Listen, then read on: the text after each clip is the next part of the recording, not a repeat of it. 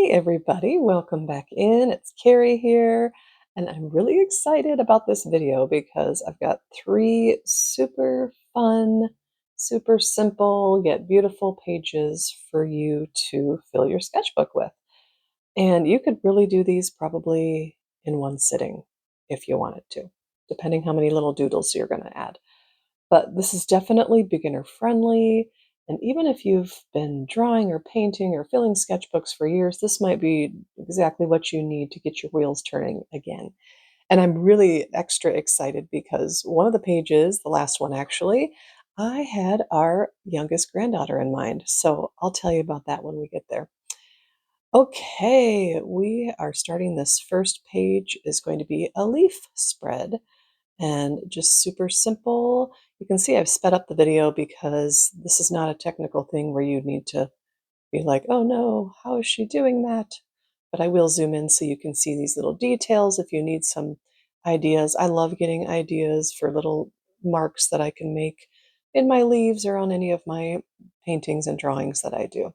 So super duper simple, just doing little V shapes on each of these lines in this leaf. And this next one, I'm doing more of a teardrop shape. You can do them whatever shapes you want. And if I could play this leaf on replay over and over, I would, because this one is so satisfying for me to watch at high speed. Because isn't that just wonderful? It just does something for my brain. I love it. And that's pretty simple. And then our last, or not our last one, but our next one, we are going to just let her run off the page a little bit, making these little lines and doing little squiggly lines in between. And then when I got done with this squiggly lines, I was like, I think I need some dots. And then I was like, it looks like an Easter egg. And then I was like, that's okay. We'll just keep moving on. What are you going to do? It's the sketchbook. You just did it. All right, another teardrop shape here. And this one's going to be the easiest one yet. I'm just going to do some straight lines and we're going to call it good. And I love it. I love the simplicity of it. Sometimes simple is just the most beautiful. Love that. This little guy is, I didn't have like anything in mind. It's not a pattern I'm following. It's kind of like I'm just drawing little branches with twigs coming off of them. And I just kept drawing the lines off of one another until I filled the space. It kind of reminds me of stained glass too. I really liked how that one turned out. This guy coming down from the top is, again, simple. We're just doing little groups of 3 lines on each side and leaving that one as plain as it can be. And plain is not bad. This last big leaf we're doing, and just going to put a lot of little holes on it. And we could just leave it like this. The white space is fine, but I wanted to add a few more little doodles just to fill it in a little bit. Kind of like capturing a little leaves falling from the trees on a nice, cool, breezy day. Can you tell I love fall? So I just did some curved lines with little leaves, and I did other straight lines with kind of maybe berries on them, little circles at the end of each of the little twiggy things. And for my color palette on this one, I've decided to go with a monochromatic color palette. I love anytime I see art and they've only used one color, different shades, or limited colors, even if there's 2 or 3 colors, but it's just, I think it just does something for me. It just appeals to me.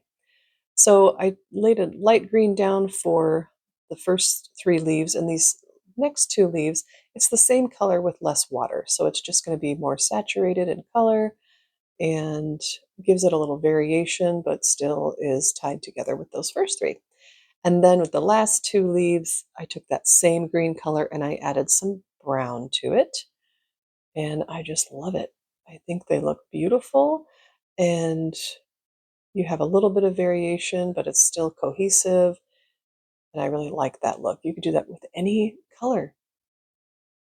And I decided with the little doodles that I added at the end, I'm going to fill them in, just add a little punch to them and make them stand out a little more. I also love the combination of green and black.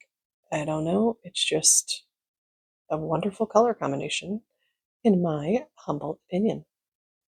Yeah, just filling all those little doodles in, and you just can't get much easier than that. And there you have it, our very first page already finished. Giving you a little close up here so you can see all the little details. And we're going to call it good. Page 1 is done. And we will move right into page number 2. And this one is a coffee theme. You can't go wrong with a coffee theme, right? You can make it tea if you'd like. So I'm starting with kind of what I'm calling a little vintage thermos or carafe, whatever you want to call it. And just putting my designs in. Then I'm going to draw a few little coffee mugs, different shapes, different sizes, different designs on them. And you can do your designs at the end. You don't have to pencil them in. You can just do them with pen after your paint is dry if you'd like. But I decided to pencil them in the beginning. Nothing fancy. You can see I'm just doing 3 little flowers here. And then this last one I decided to make a left-handed mug. Don't want to leave my left-handed friends out, with a little leaf design on there. And I'm just filling in the pitcher with some water, or carafe with some water, and I'm doing a yummy yellow ochre. My color theme for this painting, I'm thinking 1970s. I remember my grandma's kitchen, and she had an avocado green refrigerator and stove, oven, and I loved it, especially looking back. I just love it. And they had orange, like oranges and yellows and greens and browns, and I think the Brady Bunch too. Oh my gosh. Yes. So much yes with that color palette. The 2 orange cups look like they're the same color, but really that one in the lower right is more of a brown. So you'll see that come to life more when I add another coat or 2. And here I'm adding everything's dry. I'm adding my second coat of my yellow ochre, zooming in just so you can see. I can still see my pencil lines. If you do a color that's so dark you can't see your pencil lines, no worries. You're just going to come in with your pen when you're all finished and everything's dry, and you'll just draw them in. I like to be able to see my pencil marks, because I just like to have that guide as I'm doing my finishing touches. Just adding a rim to that one, and adding a second coat down in the bottom right here. And our green one, my lighting kept changing. I don't know why. Well, I did take a phone call in the middle of this video. So anyway, now I'm just coming in with my Micron black pen, and I'm just very loosely outlining all of our little mugs and our carafe.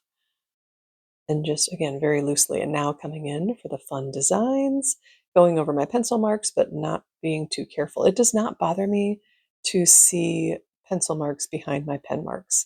If that does bother you, you just might want to do your designs after the fact. But see, you can see my pencils behind there. And I say the wonkier the better, it gives it character. That's my story, and I'm sticking to it. All right, there you have it. I love it. I love that carafe. And I love the white on those. There you go. Page 2, done. Okay, page 3. I'm excited about this one. We're going to draw an owl and just try to draw 2 little circles that are about the same size. This is going to be a sleepy owl, because this is what reminds me of our youngest granddaughter. They live kind of far away from us, about 10-hour drive from us.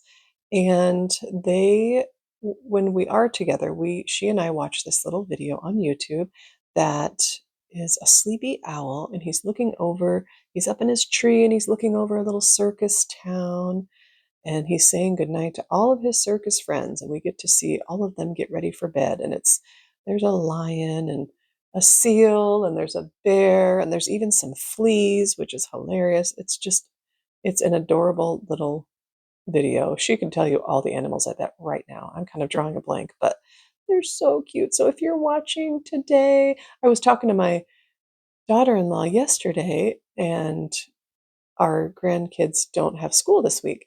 And so the little one said, tell her that I'm watching her YouTube videos. And that just made my day. My favorite 6-year-old in the entire world is watching my videos, and that made me so happy. So I wanted to do this sweet little owl for you. If you're watching, I hope you love it, and I miss you. And we'll see you next month. And the pink is for her too, because she loves her some pink. And just filling all that in, and I'm just doing some like a bluish gray for the wings, and then the little face, kind of being a little bit careful around the eyes and the beak, but Now I'm coming in with my black pen and just giving some definition to all of my pencil marks. And again, loosely, I'm kind of scribbling up the sides here and adding some fun little lines up on the ears, little hair tufts.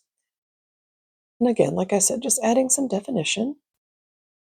And then I get to come in with my favorite thing in my white gel pen. And for the wings, I'm just doing some diagonal lines with other diagonal lines going in the opposite direction to add some fun little design there. I love it. I think it's adorable. And I'm going to take my pen and kind of clean up some paint that got into the white part that I didn't want. A nice little trick. I'm not sure if you can see what I'm doing, but it's just a little trick you can do if you get paint in places you don't want in the white spots. So cleaning up her beautiful little eyes. And then I decided to give her a little decoration, which I think turned out darling. So cute. Yeah, she's a sweet little girl, isn't she? And a little more there. And then for her little belly, we're going to give some texture. And I just think that's so cute. Fixing up the beak a little. And there we go, page 3. I hope you have so much fun with this, and let me know if you try any of them.